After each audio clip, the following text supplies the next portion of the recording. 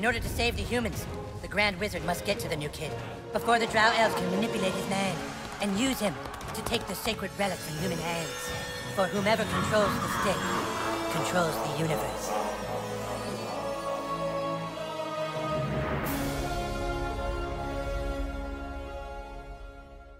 A lot of people have asked, if they're not a fan of South Park, will they like Stick of Truth? And yes and no.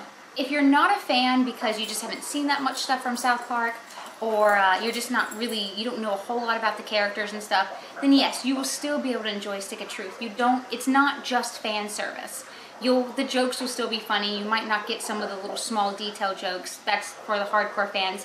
But it's still going to be a really good game with characters you're going to enjoy and a story you'll be able to follow. Now, if you're not a fan of South Park because it's not your type of humor, then no, definitely not. Stay away from Stick of Truth. For Stick of Truth and South Park in general, you've got to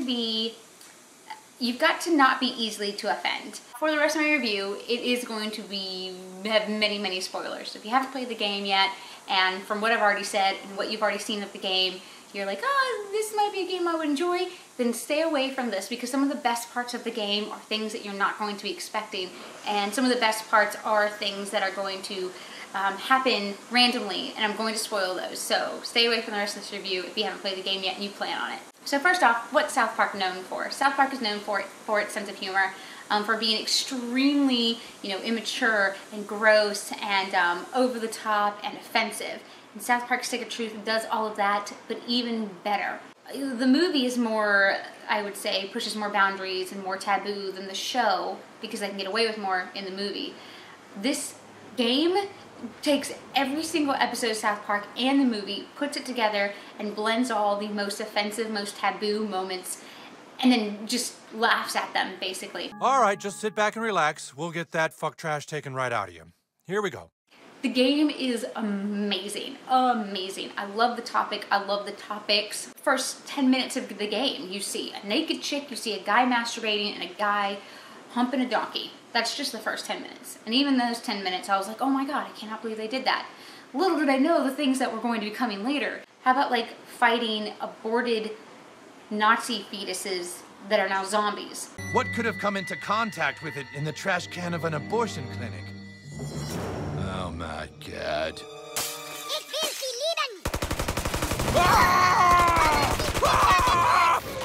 That's insane.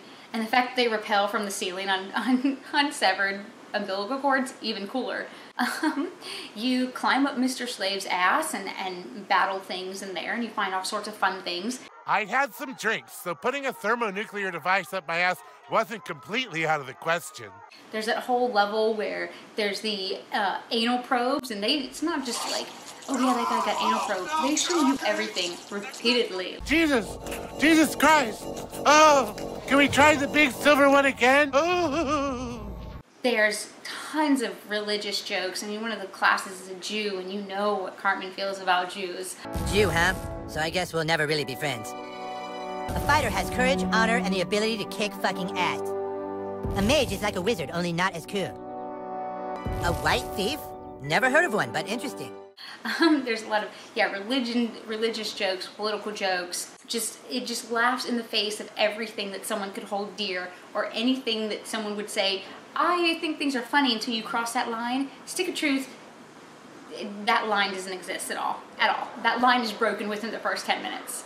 And I loved it. I love movies, shows, games that push that limit, and we haven't had this type of sense of humor done well in a game, again, since Conker's, and I loved Conker's Bad Fur Day. Every time in Stick of Truth, I got through a level where I was like, that was my favorite level ever. I cannot believe they got away with what they did.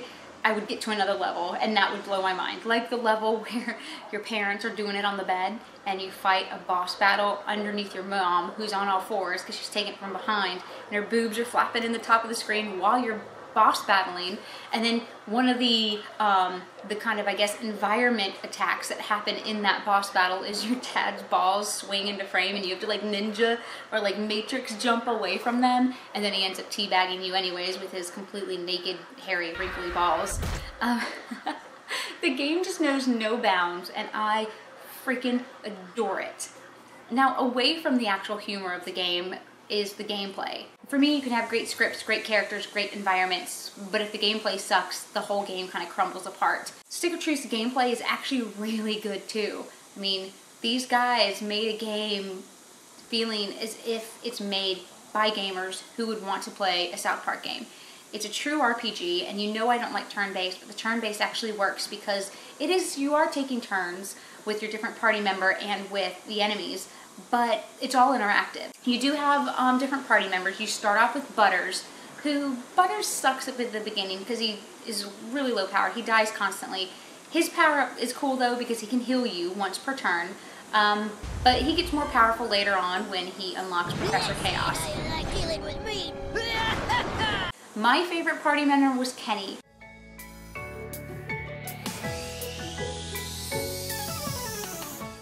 Me and Kenny had a 1-2 punch going on. I would attack first, and I would use this attack where I was warrior, by the way, so one of my attacks was I could jump up in the air, and at the height of my jump I'd come back down and I would do really good damage to one character, but then do like a splash shock damage to everybody else around him. I would do that to weaken them up a bit, and then Kenny would come in and he has this power where he would sing to the rats, and then he would throw them towards the enemies, and they would do like this tidal wave attack, which was awesome because it would attack one focused person but also do splash damage too. And then if there was one enemy left that was kind of higher powered, Kenny also had this rainbow unicorn attack where he would ride a unicorn, the unicorn would spear him, the enemy would run through him, so that was awesome. You also, other party members you get Cartman, which of course has a super awesome power of he can channel his inner V chip, remember that from South Park movie? He just starts cussing and all this electricity builds up and he can do a shock. He has also some fire powers, of course he does. Stan, Kyle. Don't take the guard down, baby. Yay! And, Jimmy. Not Timmy, but Jimmy, the one on the crutches that stutters. He's the bard. I am a level 10 bard, and with my lute I shall power up my elven guards with magical songs of enchant. With magical songs of enchant. With magical songs of enchant. Magical songs of enchant. With magical songs of enchant. Magical songs of enchant. With magical songs of enchant. Magical songs of enchant. With magical songs of enchant. Magical songs of enchant. With magical songs of enchant. Magical songs of enchant. With magical songs of enchant. Magical songs of enchant. Magical songs of enchantment. And he can kind of put some of the enemies to sleep and use his bard music to give you higher attack damage or higher defenses. I loved all the party members, although I wish we could have had more than one party member with us at a time. There was, during the battle, you could switch party members, and you would hit switch party members, then you'd select who you wanted to switch out, which was weird, because if I can only have one party member at a time, why do I need to select that party member that I want to get rid of? It seems like there was a chance that you could have more than one party member. Also lacking in this game is a new Game Plus option. I would have loved to do a new Game Plus option, but I'm going to play it over again. I've already started another game. I'm going to play Jew now, because I want to get all those specialty jokes there. The game is just a lot of fun, and the combat's really intuitive. The combat's really good. I would say if you play the way I do, which is I explore everything first, you can get a little bit overpowered, but then near the end, you are almost equal power, to where I didn't feel like I was beating bosses too easily. 75% done with the game and I was already maxed out, but again, I do all my side missions. I explore everything first. I did reach Al Gore, who is, I found, the hardest fight in the whole game, because if you play like I do, I was exploring everything, doing all my side missions, so I got to him way too soon in the game, so I was not powered enough to fight him, and I only had Butters, so I had to go back and actually beat him again later when I got Kenny, and me and Kenny took care of him no problem. But when I had Butters trying to fight Al Gore, it just wasn't working. If you're a South Park fan, all of your favorite characters are back, except Satan. I was looking for Satan. Where is Satan? I wanted him to sing me a song while wearing his little thong, but he was nowhere. Everybody else is in the game that you can think of. Oh, and Towley. Some people were mentioning Towley. Wasn't in the game either, but is he anybody's favorite, really? You get some special summons powers where you can call upon one of the characters to fight for you in a battle.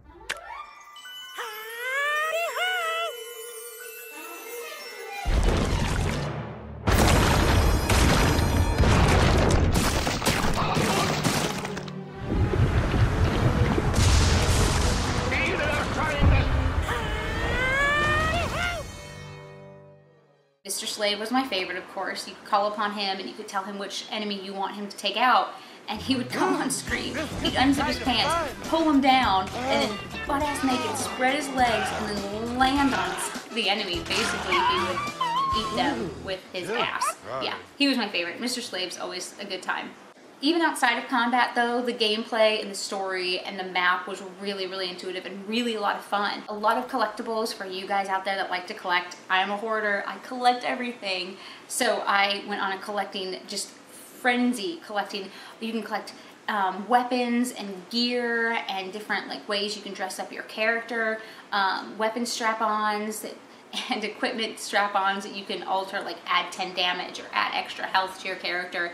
That was all really well done. The outfits are ridiculous. A lot of girls were complaining you couldn't be a female character. That didn't bother me because there was enough female clothes and makeup and hair and accessories that I could put on my character that he ended up looking like a female anyways. I did finish the game missing one of the collectible action figures, what their version of Pokemon. I can't remember what it's called, Chickamon. Oh man, I'm totally mispronouncing that. But I'm missing one of those and 2 friends. And oh yeah, I think I'm missing one of the gnome outfits, one of the pieces of the gnome outfits. I have 2 of the 3, and other than that, I'm missing nothing. So I'm disappointed in myself there that I'm missing those. But I'm playing through a second time. I will not miss them the second time. But see, that'd be cool if we had New Game Plus, if I could go back and not have to re-find everything. Also in the game is really well done is you get these other power-ups and these powers where like for the alien anal probing, at the end of that you get this probe that comes out of your butt and you can like, you can kind of use that to hone in on this little like figure thing, and he would transport you somewhere, or then you met the underwear gnomes. You could then shrink down to gnome size and go into areas you couldn't get to before because it was just like a little rat hole. So those opened up slowly as well, which was cool because I would go through and explore and do everything I could in South Park. And then I would start doing story missions. And then I would open up a new power and I would go through and explore all of South Park again because now I could get to places I couldn't before. So the game just had a really good pace to it. Never got bored. Things never even slightly got tedious or repetitive because all the different places was new and all the jokes and everything going on was really well done. Controls are great, story's great, characters great, and above all, the writing is amazing. But the game is excellent. Holy crap, amazing. I know they've already announced DLC. It's going to be timed Xbox exclusive, and it will be a completely new story tacked on to what's already been going on, with whole new areas of South Park we haven't explored. Overall, yeah, if you guys can't tell, I adored South Park. It's by far my favorite game this year. We have some amazing games coming out this year, some great AAA titles, but South Park just had this charm and this just overall fun experience about it that we haven't seen in a while, that I think is going to probably stick to being one of my favorite games this year. Totally. So let me know in the comments below, what was your favorite section of the game of South Park? Mine was definitely playing through Mr. Slade's butt. That had me laughing through the whole thing. I love that. So let me know what your favorite part is, and let me know what class you chose in the game and why you enjoyed it, because maybe I will try Mage or Rogue instead of Jew. I don't know yet. I want to try one that's completely different than Warrior. So let me know in the comments those things, and as always guys, thanks for watching. If you want to check out any of my gameplay for South Park Stick of Truth, just make sure you go to youtube.com/RaychulPlays, and I think I have like 7 or 8 gameplays of South Park there. Anyways, thanks for watching. That's great. Okay, smile. Yeah, that's gonna work better. Here we go. Oh, those pants don't work with the lighting. Could you roll up your pants? Or, you know what, just take the pants off too. Okay, that's good. Really nice. Yes, very nice. How about we lose the underwear?